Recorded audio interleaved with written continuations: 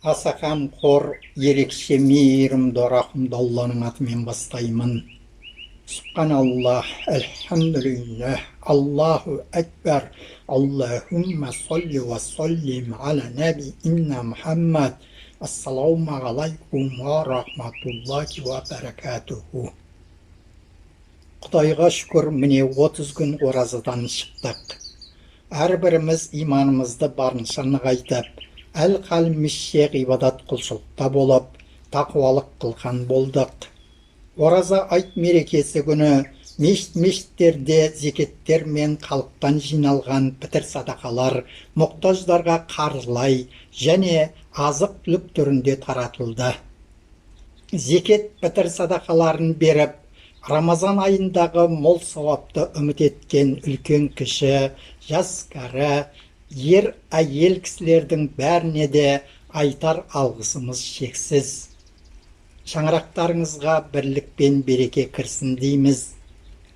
Сондай-ақ Қазақстандағы барлық мешіттердегі атсалысып қызмет қылған, елеулі істі жүгіріп жүріп ұйымдастырып, берілген зекеттер мен пітір садақаларды тәптіштеп, өз иелеріне, яғни берілу керек жандарға таратып, оларды разы еткен имамдарға Алла разы болсын. Біреулер ойлайды екен, мұқтаждарға берілген зекеттер мен пітір садақаны мына мешіт молдалары өздері пайдаланады екен деп, айлық не көлік қылады екен деп, жеп жатыр, қалталарына тығып жатыр, Құдайдан қорқпайды екен деп. Ақиқатында Құдайдан ең қатты қорқатындар мешітте. Құлшылықтарын өтеуде, сонымен қатар өздеріне жүктелген қызметтерін сабырмен атқаруда. Ал Құдайдан қорқпайтындар, бұл менмін деп кеуде керіп, көкірек көтергендер, жалған сөйлеп, жала жапқандар, олар мешіттің сыртында жүр. Олар біреуге қайыр қылмақ бұлай тұрсын, дәрет алуға жарамай, тұрып шаптырып, мешітке бас сұқпақ тұрмақ, айналып қашады. Сөйте тұра, көзімен көрмей, құлағымен естімей, білмей тұрып, жалған сөйлеп, жақсылықты жасырап, жамандықты асырады. Сондайлар мешіттерге берілген пітірді миллиондап беріліп жатқандай сөйлейді. Және тұрғылықты жердің адам санын есептеп, олардан берілетін пітірді есептеп, ал өзі кімге, қайда берерін білмей, кісі басына берілетін 655 теңгені көп көріп, есі шығады. Сондай адамдарға айтпағым, мына пітір садақасы мешіттің құрылыс жұмыстарына да, жөндеу жұмыстарына да жұмсалатын ақша емес, немесе мешіт молдалары пайдаланып, айлық қылатын ақша емес. Ол ораза айт күні жоқ жітік мұқтаждарға азық-түлік түрінде үлестірілетін нәрсе.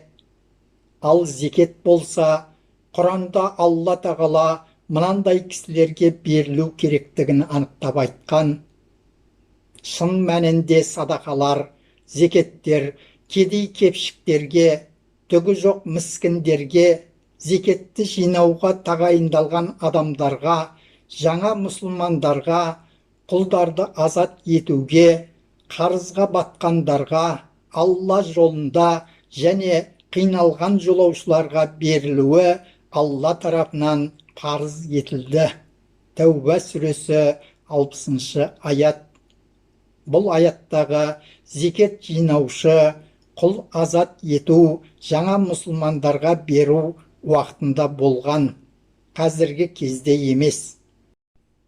Өткенде бір үлкен кісі, осы молдалар жастарға дұрыс үгіт бермейді, мешітте де, жүрген жерлерінде де айтатындары ақирет, тозақ, жәннат деген сияқты біраз нәрсені сөз етті.